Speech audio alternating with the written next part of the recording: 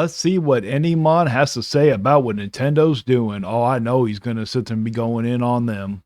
Nintendo has officially announced pretty much everything that is coming to the Nintendo Switch 2 at launch. The hype is real for many, but for people especially not living in Nintendo's ecosystem like myself, all I see is a company that is absolutely going to be skinning their fans' wallets alive if they buy into this day one. To put it simply, fellas, Nintendo has completely lost their collective minds with this announcement of their brand new console. I just gotta say it how it is. Look, I bought the Switch when it released, I enjoyed it for what it was, but I haven't played my Switch in years at this point due to how archaically old the hardware is. It's not really Nintendo's fault, it's just that I was always a PlayStation player first anyway, so I just bought into PS5 when it released and then never really looked back. I was sick of the long load times that the Switch had and how limited the console was with how I could play my games. But now comes the lazily named Switch 2. I mean, the Switcheroo name was right there, Nintendo, but I guess we can't have nice things. But as I watched the announcement for the console and the many games that are already available on other platforms, I kind of just came to the realization that despite the years passing, Nintendo really hasn't learned anything when it comes to treating their customers as anything besides piggy banks that they cut open constantly for profit at this point. You know, for the most part, I'm actually going to agree with you. Usually, I don't agree with you. Usually, I'm arguing with you. But this time, no, Nintendo is definitely ripping off their fan base. Now, when it comes to the between Nintendo and Sony, I'm with you. I've always been more of a Sony person. Now, I did get a Nintendo Switch because one thing I am a huge fan of is Pokemon. I love Pokemon, always have been, but I will sit there and say for the most part, I've been a little disappointed with the Pokemon games on the Nintendo Switch. But I went out and bought the Nintendo Switch because I thought they were remaking Pokemon Yellow. I have always wanted them to remake Pokemon Yellow, but for some reason Game Freak it just won't do it. Okay, then he gave us that horrible Let's Go game, which is still an abomination to this day. But then you guys sat there and redid Pearl and Diamond, which I liked. Arceus Legend Z or Legend whatever, you know, that Arceus game, I absolutely love that game. The Pokken Tournament, I thought that was phenomenal. And then I'm like, you know what, here, since I already got the Nintendo Switch, let's see what other games that you have. So then I played Breath of the Wild, loved it. Then I played Xenoblade 2 or Xenoblade Chronicles 2. Oh, absolutely loved the Xenoblade games. So when it comes to Nintendo, everyone knows Nintendo is not the powerhouse of hardware. Everybody knows that. Okay, so, but people will purchase the Nintendo for the IPs. But this time, the fanboys are going to help ruin gaming for what Nintendo is doing. Simply put, Nintendo has completely cooked the entire industry for the worse with this announcement of the Switch 2, and let me show you what I mean. Firstly is the pricing of their games. Nintendo has decided to now price digital and physical copies of the exact same game at different prices going forward. The digital versions of their games will retail at $80 American, if you can believe it. I know, $80 in this economy. Are you kidding me, Nintendo? But it gets worse. The physical versions will be $10 more at $90 American per game. Just to put this into perspective for you, I live in Canada, unfortunately, and if I wanted to buy a game on Nintendo Switch 2, it would cost me $114.54 per game, and by the way, this is before taxes. So in Alberta here, it's a 5% tax. You can pretty much round out a single digital game from Nintendo costing somewhere close to $120 Canadian for me once it's all said and done. I just cannot justify paying $120 for a digital game that is just the base version of it. I'm not sorry, I can't condone or protect it. I completely agree with you, man. That is ridiculous, especially for a Mario Kart World. Mario Kart World does not sit there and cost that much money. You know, and there is another YouTuber, and I'll even say the name, Austin John Plays. He'll sit there and say, oh, well, you know, they have to raise these prices. This is what they have to do to pay the people what they deserve to be paid. My guy, do you realize that Nintendo, or do you wonder why most gaming companies, especially with very successful games, do not release how much it costs to make the games? Do you understand why they don't do that? Because they don't want us to know how much money that they're making, because then we'll push back, be like, why are you charging us so much? They made over $4 billion, okay? $4 damn billion on Mario Kart 8 Deluxe. So do you think that it even costs close to that amount to even make that game? Come on, my guy. This at all. The only time that I find that it is okay to pay $120 for a digital game is if you're buying the full game at release, but it also comes with the expansion pack and the pre-order bonuses and all that other nonsense. I'm basically talking about buying the deluxe edition of a game. If that's $120, I understand, but the base version, you're crazy. Because at least then the purchase makes more sense to me, because obviously you're getting your product, but you're buying into its future and having that all secure too. But the base game being this much is absolutely insane, and anybody protecting Nintendo for this is out of their minds and completely out of touch. This gets worse, of course, once you realize that the physical copies are $90, which then puts Canadians looking at a brand new physical copy of their brand spanking new Nintendo game coming at $128, again, before taxes are even included. This is undefendable, and anybody trying to say that this is okay, you're gonna be part of the problem. I can't believe that I'm living in a world where a video game is going to set me back $130 just because I want it physically. I mean, we all know everything's expensive these days. Just go to the grocery store, I know. Coffee alone in Canada for the normal jar at the grocery store is $17 each, dude. And I usually buy my groceries for the majority of the month at the beginning of the month like many other people do too. Yes, things are getting more expensive, but just look about it like this. Let's say that they sell half the amount of copies for Mario Kart World. Let's just say that they sell half the amount of copies. Do you think that to make that game costs over $2 billion? Do you really think it does cost $2 billion to make that game? Come on, people. It does not cost that damn much money. Okay, and he is completely, well, there's one thing he is incorrect about. When he sits there and says the people that are defending are out of their mind, no. All the YouTubers who are defending Nintendo for doing this, it's because they don't care about their fans.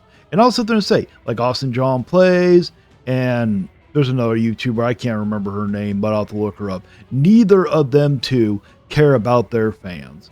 All they care about, because they are Nintendo fanboy and fangirls, that's all they are. They love Nintendo. They could sell the game, they could jack the price up to $200 and they would still pay $200 for that game because that's how much they love Nintendo. And you have to also understand this too.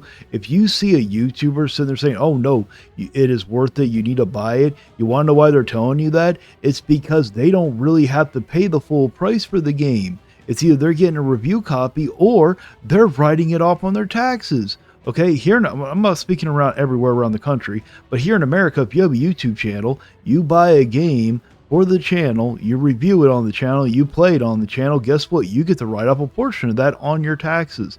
So they're not paying the actual full price, so what do they care?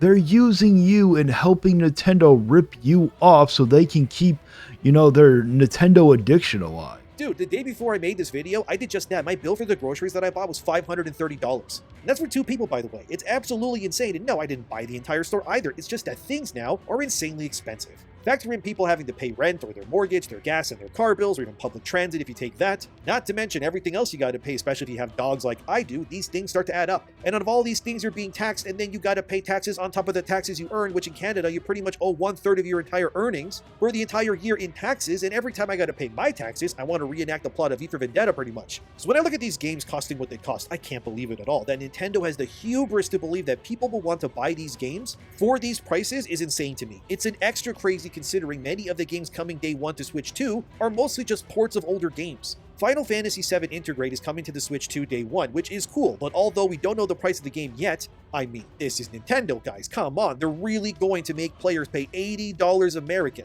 or well over $100 for a... Oh, I can believe it, because the Nintendo fanboys and fangirls, their community, they will pay it. They could raise it up to $200 and they will pay that damn money.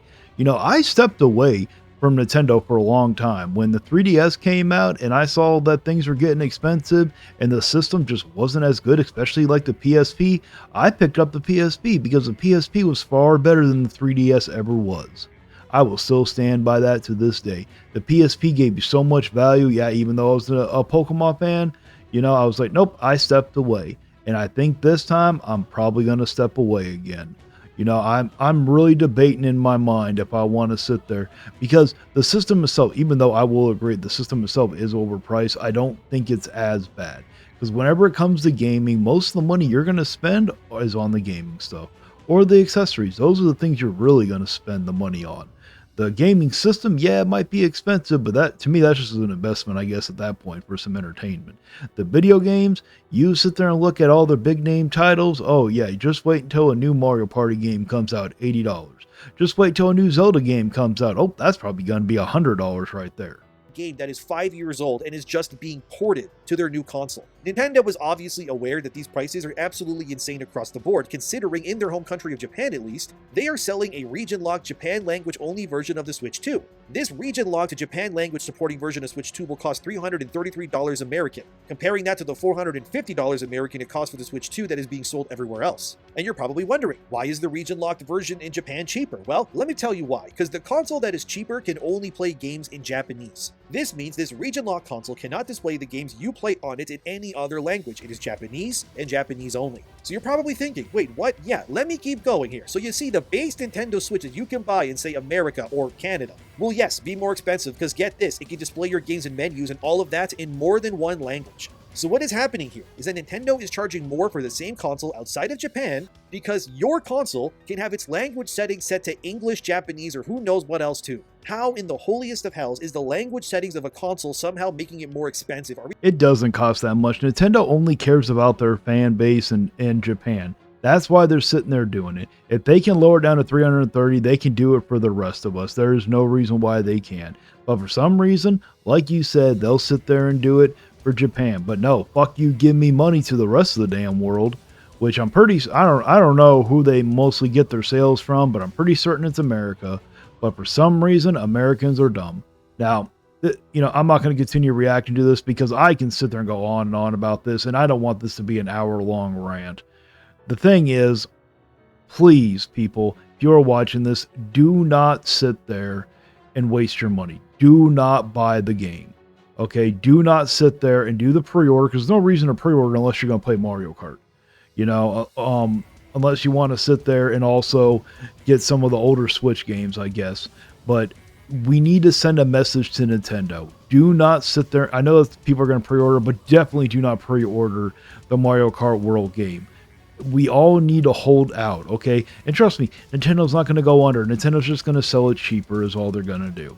And even if Nintendo does go under, oh well, somebody will sit there and buy them out. If Nintendo falls and collapses, do you think their IPs are going to go away? No, their IPs are way too valuable. But the problem is Nintendo has no competition. Sony, this is your time to shine again. When you came out with the PSP, you whooped Nintendo's ass. It was way better than the 3DS in every way. You can come out with another one. Give us another one so Nintendo finally has some competition. Well, that'll be it for my reaction. Let me know down in the comments if you agree with me or not.